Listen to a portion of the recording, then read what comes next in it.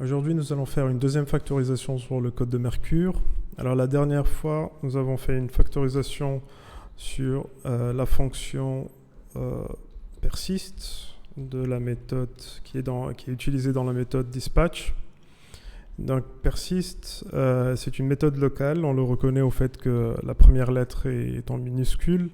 Donc elle est liée au bol transport. Donc elle prenait deux paramètres auparavant et maintenant après factorisation elle ne prend qu'un seul paramètre qui est l'update. C'est pas grave si elle est maintenant fortement couplée à l'objet update parce que comme j'ai dit elle est locale. Ça a simplifié le code et ça nous permet d'avoir un objet update complet pour pouvoir travailler dessus par la suite. Alors aujourd'hui on va s'intéresser au corps du problème qui est la fonction dispatch history. Donc la fonction dispatch history commence par lancer une transaction de type vue sur la base de données BolDB. Donc la première chose qu'on fait, c'est qu'on prend un bucket. Les buckets, comme j'ai dit, c'est une espèce de table, donc c'est voilà, un lot de données dont la caractéristique est d'avoir des idées uniques, des clés uniques sur les données.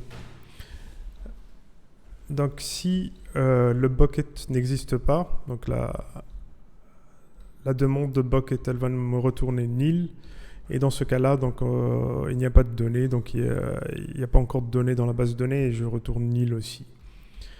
Par la suite, donc, on prend un curseur sur la base de données, le C. On initialise le response last event ID. Donc, ici, la dispatch history, la fonction, je le rappelle, c'est de retourner les événements qui se sont passés après un événement donné, qui est identifié par le last event ID. Qui est demandé par l'utilisateur en fait.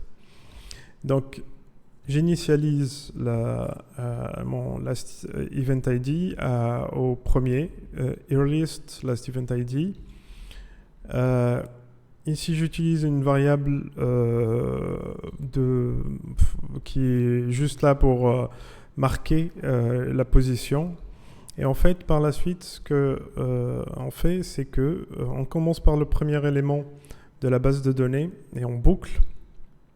Cette partie de code, ce qu'elle fait, c'est qu'elle teste en gros si la clé qui est de l'événement stocké dans la base correspond au last event ID demandé. Si il le trouve, il continue. Si il trouve le last event ID, il ne continue pas dans cette boucle. Enfin,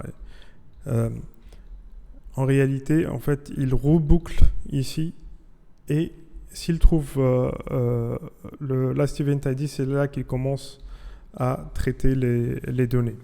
En gros, pour simplifier, ce que se fait cette partie de code là, c'est qu'elle fait une avance rapide sur le curseur jusqu'à trouver le ID tout simplement. En fait, c'est une initialisation du curseur pour trouver l'ID dont on a besoin. Et donc, pour juste avancer un petit peu sur ce qu'on va faire, en fait, cette partie-là du code, ça reviendrait si on avait une fonction qui nous donnait directement un curseur initialisé, on n'aurait pas à faire ça. Le curseur commencerait exactement à la position exacte et on n'aurait plus qu'à boucler. Cette partie du code, elle serait inutile et c'est ce qu'on va faire plus tard. Alors par la suite, mais on va y revenir. D'abord, on va s'intéresser à cette partie du code-là. Donc ici, donc, il crée un objet vide de type update. Il le remplit à partir du JSON qu'il a extrait de la base. Donc dans la value qui est extraite de la base. à partir de l'élément que nous avons, enfin l'élément suivant à celui que nous avons trouvé. Et si tout se passe bien, le marshalling se passe comme il faut, donc on n'a pas d'erreur. Donc l'étape d'après, c'est qu'il fait un dispatch de l'update vers les utilisateurs. Donc il vérifie d'abord que l'utilisateur est concerné par cet update. Donc S, c'est ça, S c'est le subscriber. Match update, ça veut dire que par exemple le subscriber est abonné au topic en question de l'update. S'il il match, donc il fait un dispatch. Donc ici,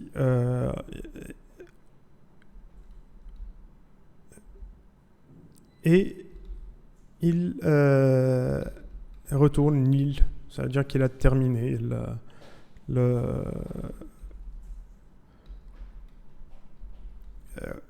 non, en fait, si le dispatch retourne false, donc c'est-à-dire qu'il y a en gros une erreur ou un truc qui ne s'est pas bien passé, ou que le numéro de la suite numérique n'est pas bon, il retourne nil, c'est-à-dire qu'il ne continue pas à faire les dispatchs. Donc sinon, il reboucle. Donc toute la fonction, en fait, c'est cette boucle-ci, cette boucle for. Et donc, il continue à dispatcher tant qu'il n'y a pas de problème, il n'y a pas d'erreur. Une fois qu'il a fini de faire ça, en fait, s'il ne trouve pas l'ID ici, c'est pas... Et il log une anomalie. En fait, tout simplement, cette partie de code n'est pas très active, on va dire. Alors, ce qu'on va faire, c'est qu'on va regarder d'abord cette partie du code. Donc, et remarquez ici que ce qu'il fait, c'est qu'il dispatche cet objet update et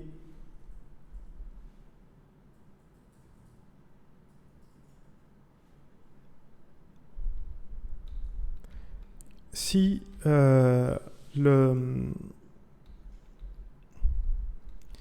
s'il trouve un problème, donc il retourne le dernier event ID qui est initialisé ici dans cette partie-là de la boucle.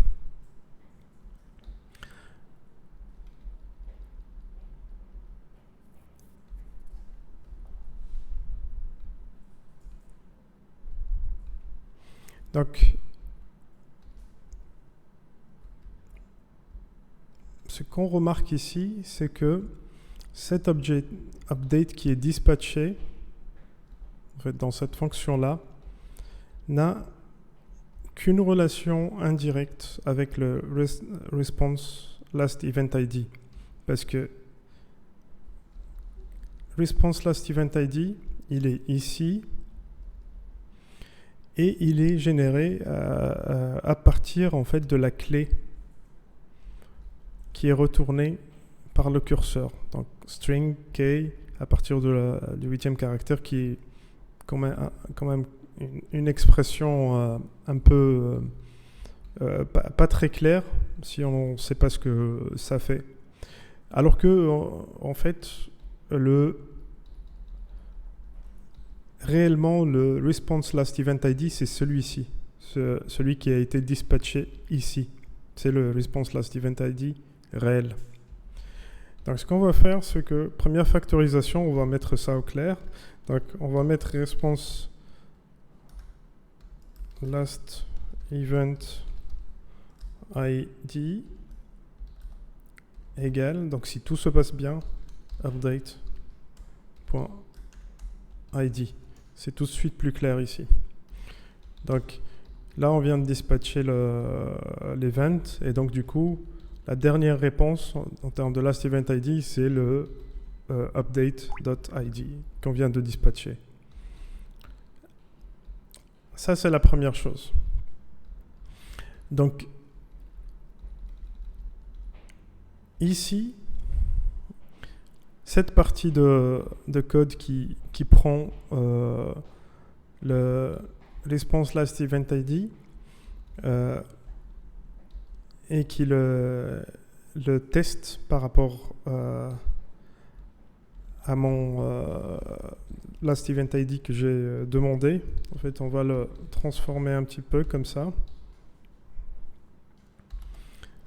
pour ne plus être responsable de la mise à jour de response last event ID. Voilà. Donc maintenant, en fait, on n'a pas changé beaucoup de code, mais ici, au moins, c'est plus clair et plus juste, je dirais. On va tester que ça marche. Je lance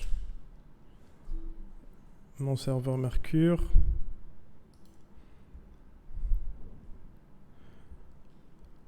Je m'inscris, ça marche.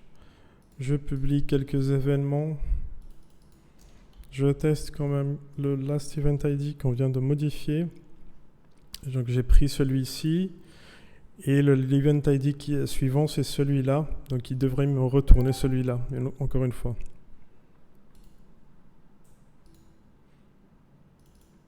C'est bon. Donc on revient à notre code.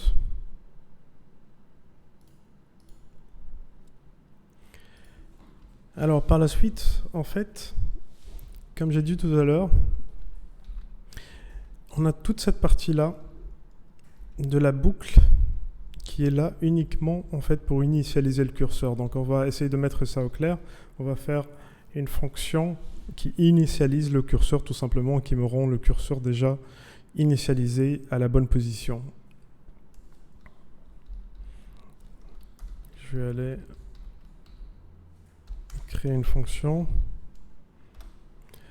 que je vais appeler cursor seek et qui va en fait aller me chercher l'idée ou la clé que je veux et me retourner un curseur tout près. Donc ça va prendre les mêmes paramètres que j'ai utilisés en début de fonction dispatch history. Alors d'abord j'ai besoin de ma transaction.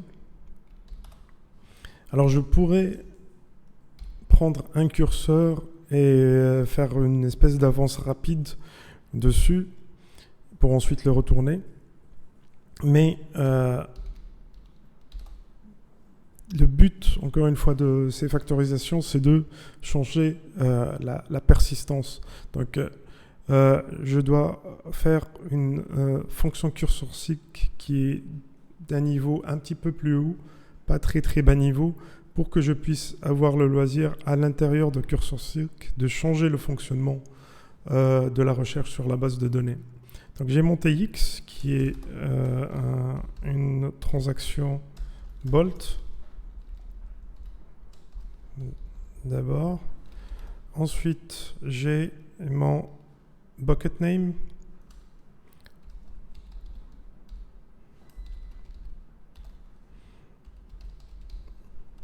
qui est le string et j'ai mon subscriber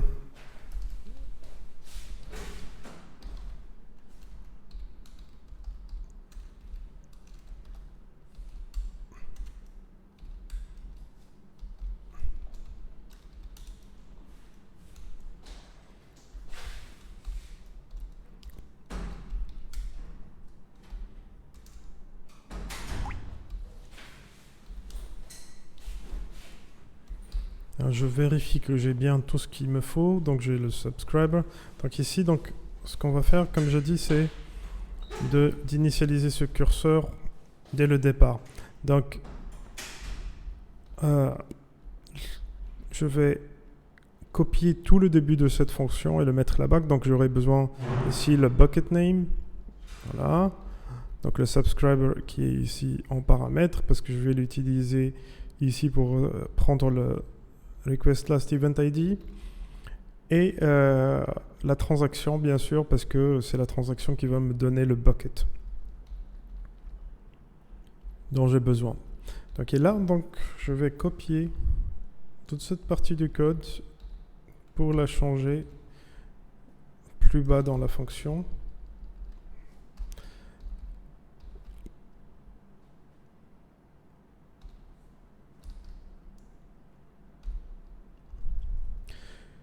Donc voilà, alors on crée d'abord notre bucket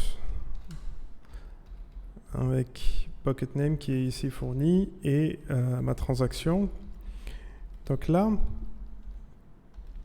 j'ai cette partie qui me fait un dispatch history qui, je pourrais faire ça ici, mais ça serait plus clair de le faire dans la fonction dispatch history, donc history dispatched, parce que c'est de sa responsabilité. Donc ici, donc, de préférence, je vais retourner une erreur. Donc alors d'abord, cette fonction cursor-seek, très important, donc j'ai oublié l'essentiel, c'est qu'elle doit retourner un curseur.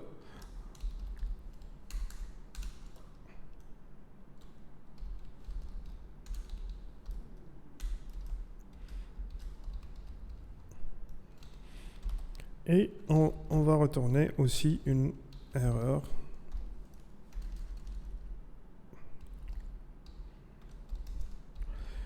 Et donc ici, ce qu'on va faire, c'est qu'on va retourner justement une erreur.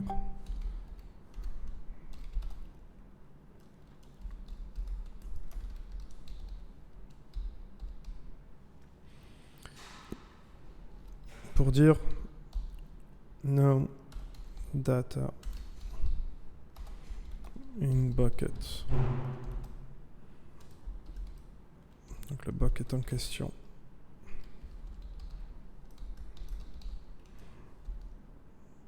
Voilà. Donc ici, donc s'il y a il n'y a pas de bucket, il n'y a pas de données, donc on va retourner une erreur.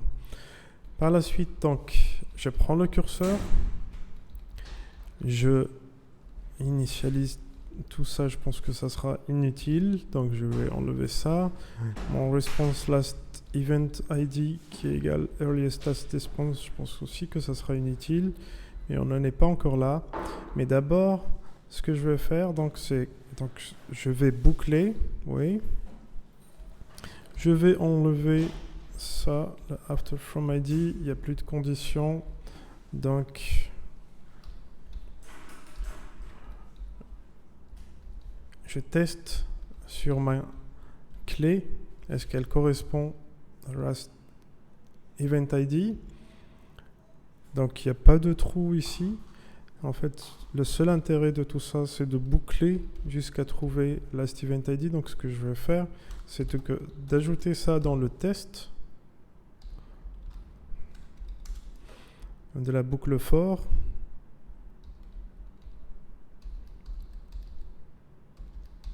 Continue est inutile aussi.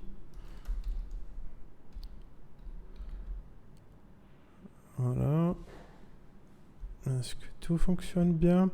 Donc, ici, en fait, on va juste boucler jusqu'à trouver le requested last event ID correspondant.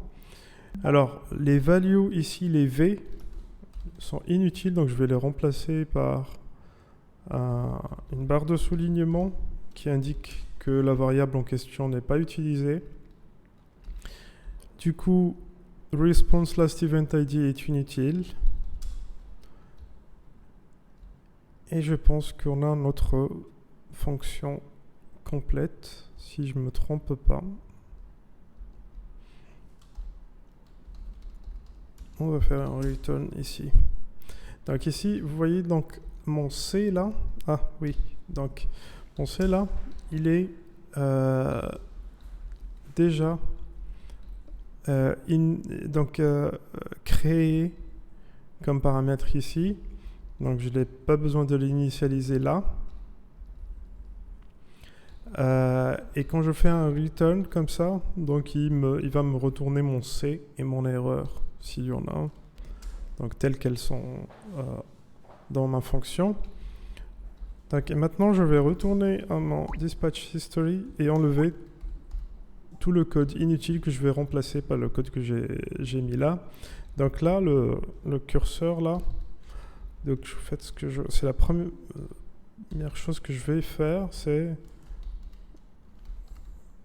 cursor seek, c'est d'obtenir directement mon curseur pré-initialisé avec toutes les données dont j'ai besoin.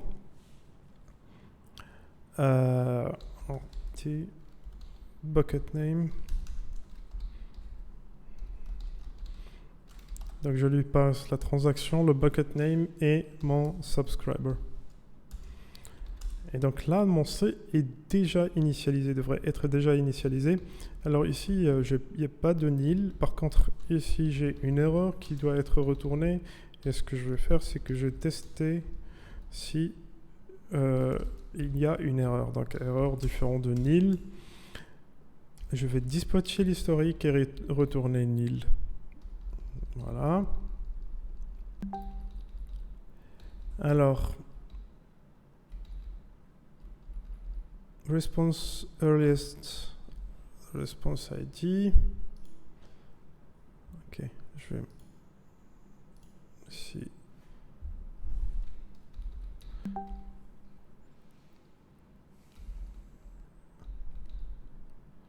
Donc on initialise response event à la earliest last event ID. Donc ici déjà, donc mon C ici, le curseur, il est déjà initialisé. Donc toute cette partie-là, elle est inutile. Alors C est déjà initialisé, donc on va pas commencer par first, on va commencer par next. Donc comme ça, ça devrait marcher. Alors after from ID est inutile.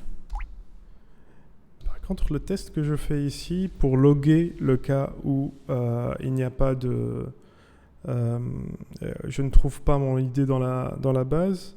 Maintenant, il ne marche plus. Donc, ce que je vais faire, c'est que puisque j'ai initialisé mon response last event ID ici, earliest last event ID, je vais vérifier qu'il n'a pas changé. Et s'il n'a pas changé, ça veut dire que, en fait, je n'ai pas trouvé mon ID dans la base.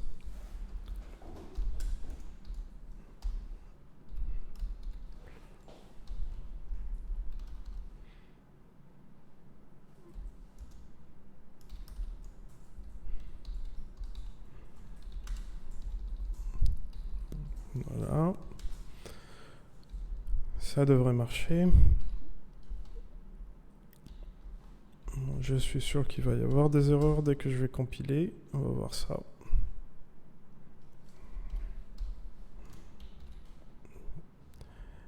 Je ferme et je recompile. Je suis étonné.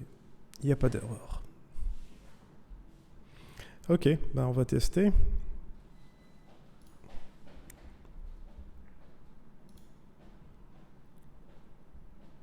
Ah. Ok. On va refaire notre test. Donc, je m'inscris, ça marche. Je publie 3 publications. Je prends la deuxième publication. L'ID de la deuxième publication, je le mets ici. Donc là, il va me retourner uniquement cette publication avec cet ID-là, si je me réinscris. J'ai des inscrits, je me réinscris et il me retourne tout. Donc il n'y a pas d'erreur, enfin il n'y a pas d'erreur de syntaxe, mais il y a bien une erreur quelque part. Voyons voir. Alors, donc ici, il initialise le curseur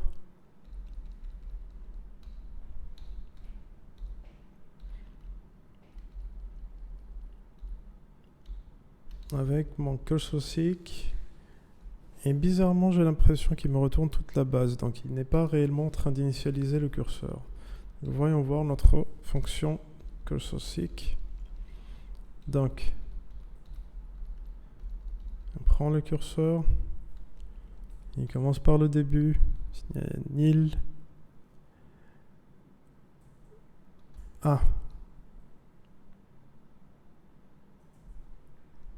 Donc là, en fait, il est en train de tester.